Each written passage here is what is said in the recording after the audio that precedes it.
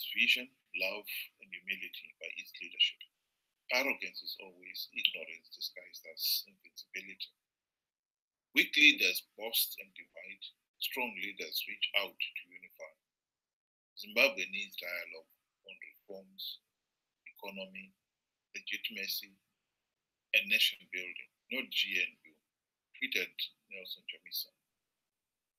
Well, talk of arrogance is always ignorance disguised as invincibility. Surely you, Nelson Chamisa, must be remembering how you have arrogantly and contemptuously dismissed all those who advised you not to take part in the elections without reforms.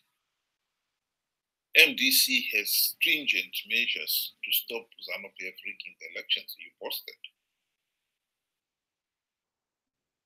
With all these stringent measures, MDC was invincible, right?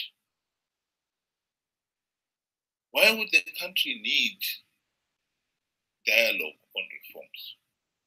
You and your fellow MDC friends had 5 years during the 2008 to 2018 GNU to implement the reforms and not to talk about them. You failed to get even one reform implemented, not one. What you really want to talk about with Mnangagwa is for him to give you, Nelson Chamisa, your reward for playing along in these flawed and illegal elections, and thus giving the process the modicum of credibility, as MDC Alliance Senator David Coulthard admitted in his book. In his book, The Struggle Continues, 50 Years of Tyranny in Zimbabwe, former MDC Niue Senator and Minister of Education in the GNU, David Coulthard, gave details of how ZANU-PF flouted the electoral rules. It was clear the upcoming 2013 elections would not be free, fair, and credible. And yet, MDCT and MDCN leaders were aware of this, and yet they all decided to participate in the elections regardless. They were each after the few seats they knew ZANU-PF would be giving away to entice the opposition to participate. The worst aspect for me about the failure to agree a coalition was that both MDCs could not now do the obvious, i.e. withdraw from the elections, explained Senator Coulthard. The election process was so flawed, so illegal, that the only logical step was to withdraw, which would compel SADC to hold ZANU-PF to account. But such was the distrust between MDCT and MDCN that neither could withdraw for fear that the other would remain in the elections, winning seats and giving the process credibility. MDC Alliance won the 88 parliamentary seats and a third of the senatorial seats in the recent elections. Fair price. MDC leaders made complete fools of themselves for beating the 2008 elections, knowing fully well that what ZANU-PF did in 2013. Clearly, you, Mr. Chamisa, believe Mnangagwa owes you a seat on the gravy train. You will publicly acknowledge Mnangagwa the winner in return for the official title of leader of the opposition, complete with a ministerial limo and all the other usual perks. Zimbabwe lost the opportunity to end the ZANU-PF dictatorship once and once for all during the 2008 GNU because MDC leaders sold out. They were too busy enjoying themselves. They forgot why they were in the GNU. Chamisa is nagging Mnangagwa to give him a seat on the gravy train as his reward for participating in this year's flawed elections and thus giving the process some credibility. The secret of a great nation is vision. You are right. Chamisa, Zimbabwe would not still be grappling with the problem of what constitutes free, fair, and credible elections in this day and age, and 38 years after our independence, if we had leaders with common sense, much less vision.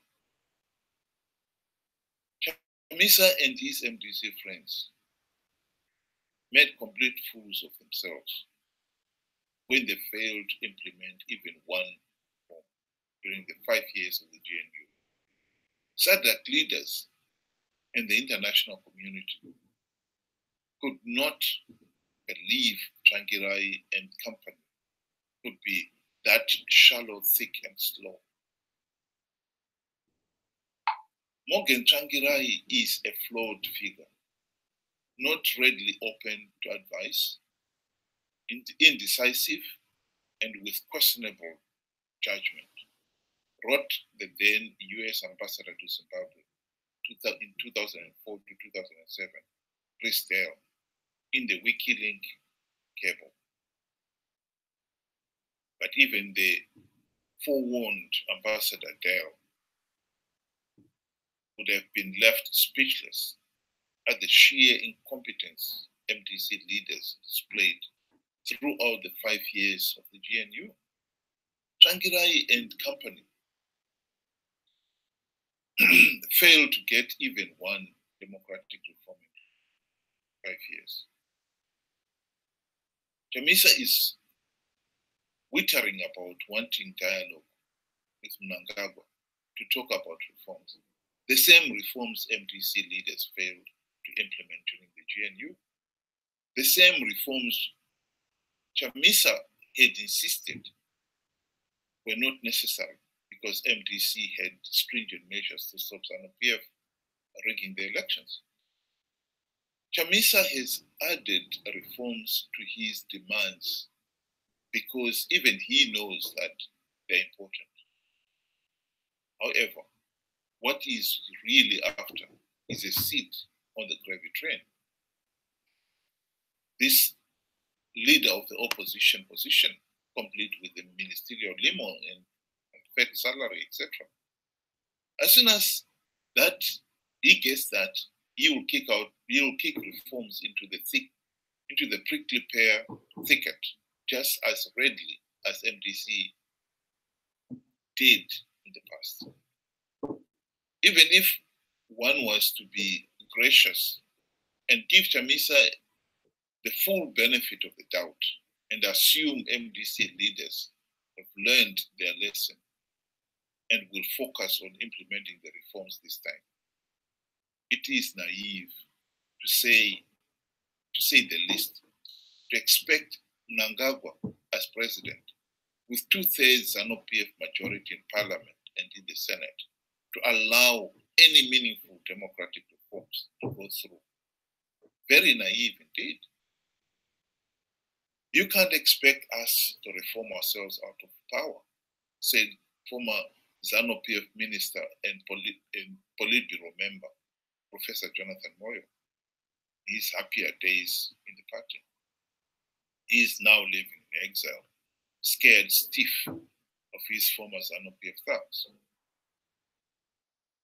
ZANU-PF ichatonga, igotonga, ZANU-PF will rule and rule. Mnangagwa has reassured his fellow party thugs. The party has already reaffirmed that he will be the party's presidential candidate for 2023. And for his part, he has started greasing the palms of those who will help him rig the elections, like the chiefs. If ZANU-PF is still in office in 2023, then we can be 100% certain that ZANU-PF will rig those elections. And MDC Alliance will participate in those elections, regardless of flawed and illegal the process, for the sake of the scraps and the now desirable title of leader of the opposition.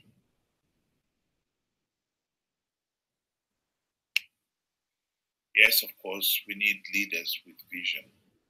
Sadly, at the present moment, we don't even have leaders with common sense. That is Zimbabwe's biggest problem.